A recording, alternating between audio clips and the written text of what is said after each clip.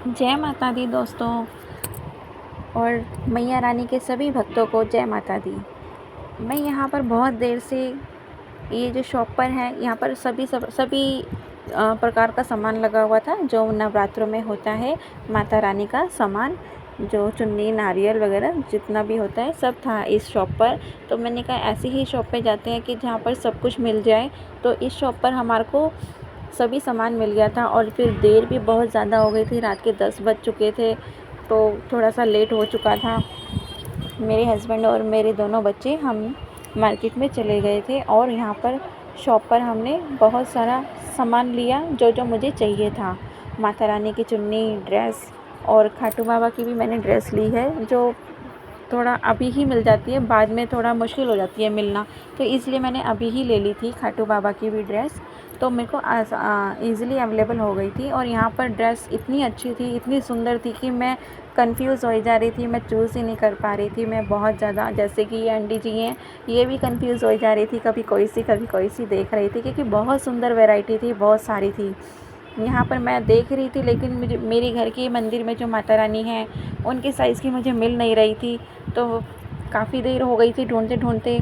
फिर मैंने सामान ले लिया था, फिर हम दूसरी शॉप पर पहुंच गए थे। यहाँ पर ये मेकअप की शॉप है, जहाँ से माता रानी का श्रृंगार लिया मैंने।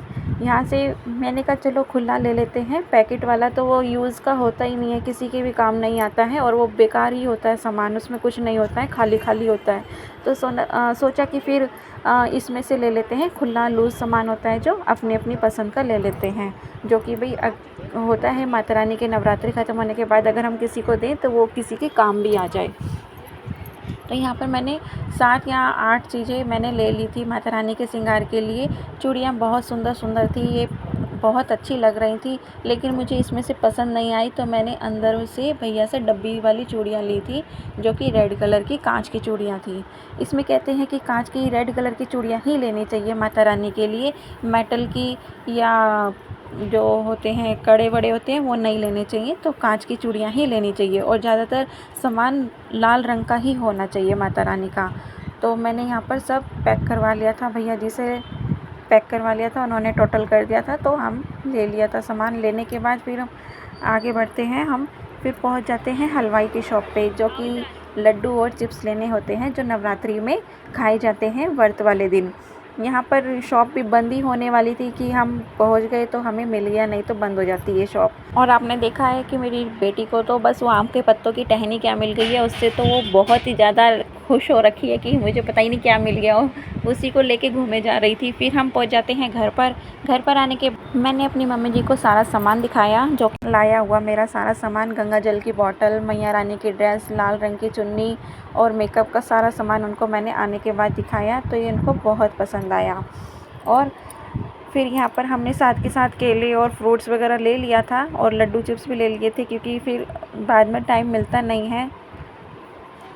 और उसके बाद फिर अगले दिन हमने सुबह जल्दी नहा धोकर सारे काम निपटाकर, मेरे हस्बैंड और मैं दोनों आज व्रत हैं। मैया रानी का जो पहला नवरात्रा होता है, हम दोनों व्रत रखते हैं और मैया रानी की पूजा करते हैं, उनका दरबार सजाते हैं, मैया रानी का श्रृंगार करते हैं। आप बताना कमेंट्स में कि मेरी मैया रानी का दरबार कैसा लग रहा है और मेरी माता रानी कैसी लग रही हैं। और इस तरह से हमने फिर सब ने मिलकर पूजा की। और मैं सभी मैया रानी के भक्तों को यही कहना चाहूँगी, ख़ास करके लेडीज़ होती हैं जो, उनको यही कहूँगी कि आज का जो पहला नवरात्रा होता है, जो सभी व्रत रखती हैं पहले नवरात्रे को, वो सभी ही लाल रंग के वस्त्र पहने, जैसे कि लाल रंग का सूट या साड़ी, जो भी आपको पसंद हो।